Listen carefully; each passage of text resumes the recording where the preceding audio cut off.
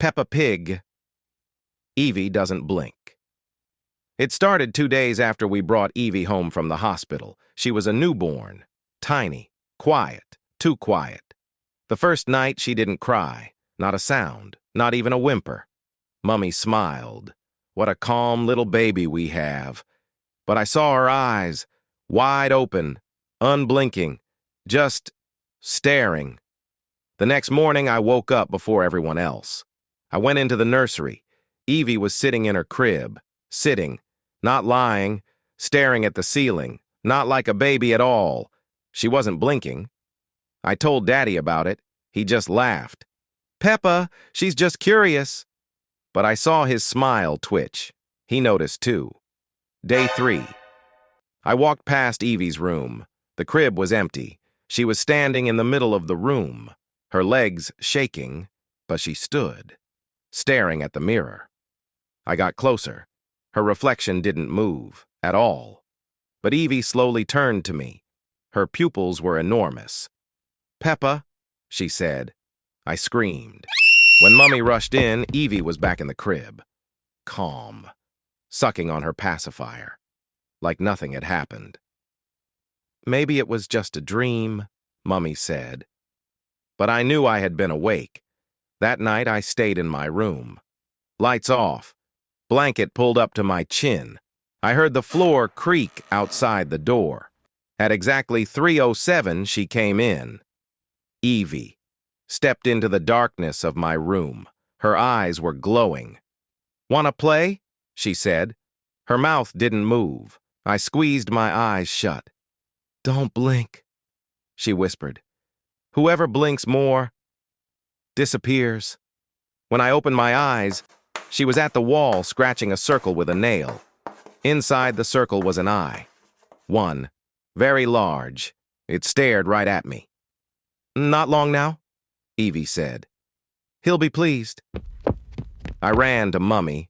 She hugged Eevee. "Good girl, my baby." Then looked at me and said, "Don't be noisy, Peppa.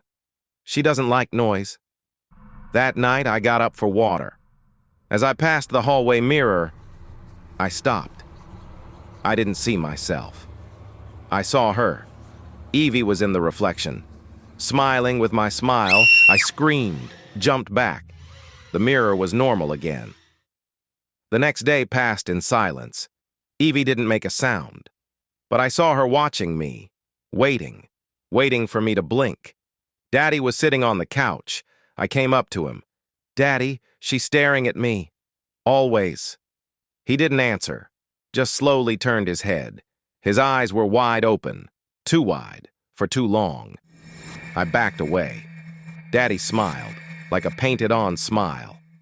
That night, I locked myself in my room, but the door opened on its own. It creaked, and in came Eevee. "Round 2, she said. "Freeze if you hear something." There was a rustle from the closet. "Peppa," something whispered. I covered my ears, but the sound went into my head. Inside. "You heard it?" Eevee said. "That's another point for me." I ran to the kitchen. Mummy was pouring tea. "Mummy, she's playing. I'm losing." Mummy didn't look at me. "Just don't lose, darling." "But she..." "Don't argue with Eevee. Just listen. Round 3. Freeze if you see." The bathroom mirror went dark. There was no reflection of me.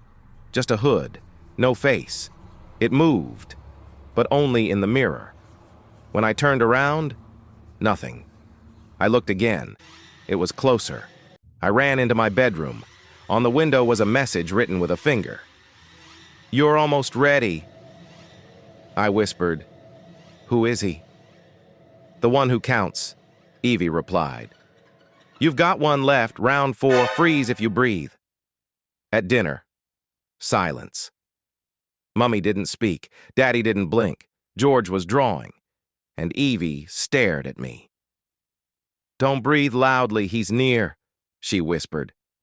I couldn't hold it. I inhaled. Everyone turned to me at the same time, mouths open, no sound, faces stretched. "That's it," Eevee said. "You've completed it all." That night, my door disappeared.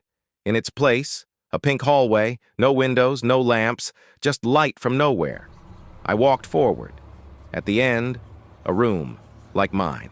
On the walls, drawings, my face, with empty eyes, and next to it, Eevee, holding a token in her paw.